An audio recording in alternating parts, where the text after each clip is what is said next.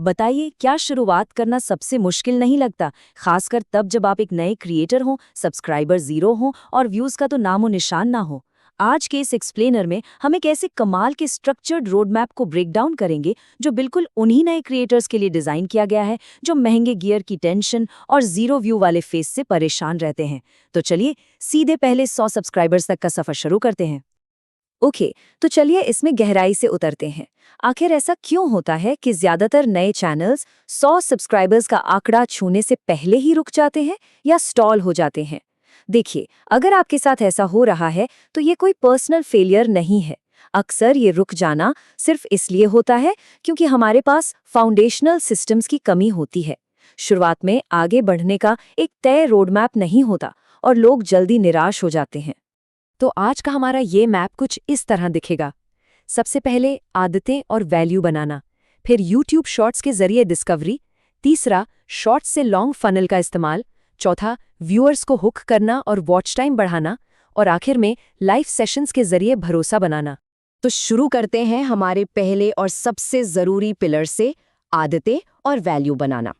अक्सर हम एल्गोरिदम को हैक करने के नुस्खे ढूंढने लगते हैं ना, लेकिन उससे कहीं ज्यादा जरूरी है वीडियोस बनाने की सही आदतें डालना।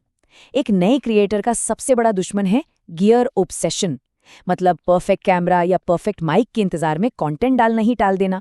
पर डेटा बिल्कुल साफ है, बिना रुके लगातार वीडियोस अपलोड करना ही वो अकेली चीज है जो सच में एल्गोरिदम को ट्रेन करती है। याद रखिए, कंसिस्टेंसी हमेशा परफेक्शनिज्म को हरा देती है। क्योंकि सच्चाई तो ये है दोस्तों कि आपके पहले 10 से 20 वीडियोस सिर्फ और सिर्फ सीखने के लिए होते हैं, परफेक्शन के लिए नहीं। आप एक बेसिक स्मार्टफोन और खिड़की से आती नेचुरल लाइट का इस्तेमाल करके भी बहुत आसानी से शुरुआत कर सकते हैं। आपका पूरा ध्यान सिर्फ इस बात पर होना चाहिए कि आप कैमरा के आगे बोलने में और वीडियो बनाने के प्रोसेस में आरामदायक महसूस करें। अब आते हैं डिस्कवरी फेज पर। और देखिए, इस स्लाइड के बारे में जो सबसे इंटरेस्टिंग बात है वो ये है कि शॉर्ट्स आजकल किसी भी छोटे चैनल के लिए नए दर्शकों तक पहुंचने का सबसे बड़ा और असरदार गेटवे बन चुके हैं। लेकिन इस वाइड नेट का सही फायदा कैसे उठाना है? हर शॉर्ट वीडियो के लिए एक बड़ा ही प्रिसाइज हैशटैग फॉर्मूला होता है। इसे ध्यान से सुनिए। स्टेप 1, एक ब्रॉड टैग यूज करें, जैसे कि हैशटैग शॉर्ट्स। स्टेप 2, अपने नीश यानी टॉपिक की स्पेसिफिक टैग्स डालें। और स्टेप 3, कुल मिलाकर अपने टैग्स सिर्फ 3 से 5 तक ही रखें। भीड़ नहीं लगानी है। सिर्फ 3 से 5 रेलेवेंट टैग्स होने से सर्च इंजन बिल्कुल कंफ्यूज नहीं होता और आपकी वीडियो सीधे सही दर्शकों तक पहुंच जाती है।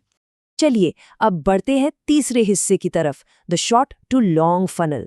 ये वो रणनीति है जो लोगों के सिर्फ पैसिव स्क्रोलिंग को आपके चैनल की एक्चुअल ग्रोथ में बदल देती है।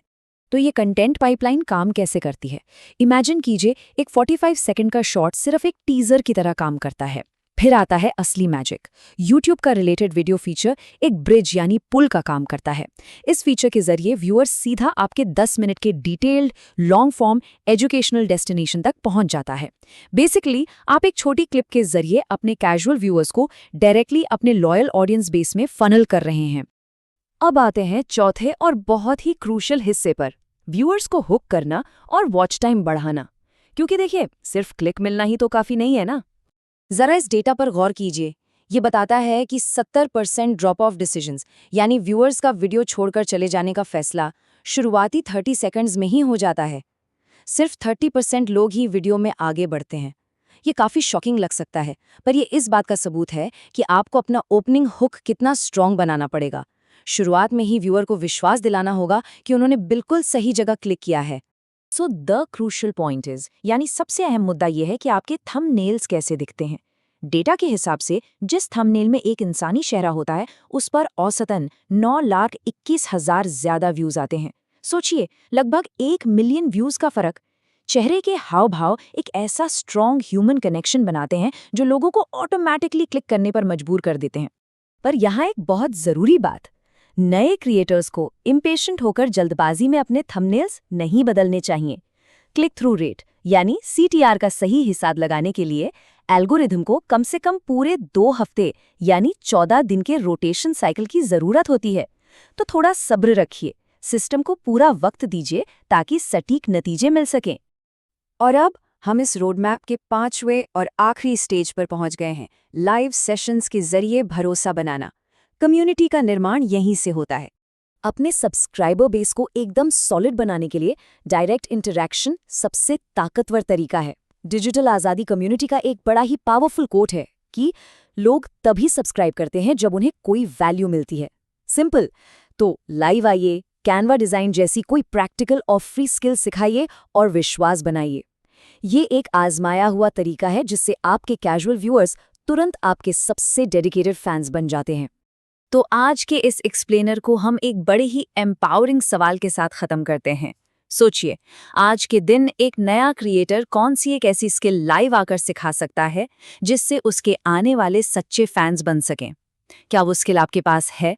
इस रोड मैप के इस आखिरी कदम पर आज ही अमल कीजिए और देखिए कैसे आपका चैनल एक बिल्कुल नई दिशा में आगे बढ़ता है। एक नए सफर के लिए all the best. Subscribe button दबाओ, बेल आइकन भी प्रेस करो, लेटेस्ट वीडियो सबसे पहले पाओ।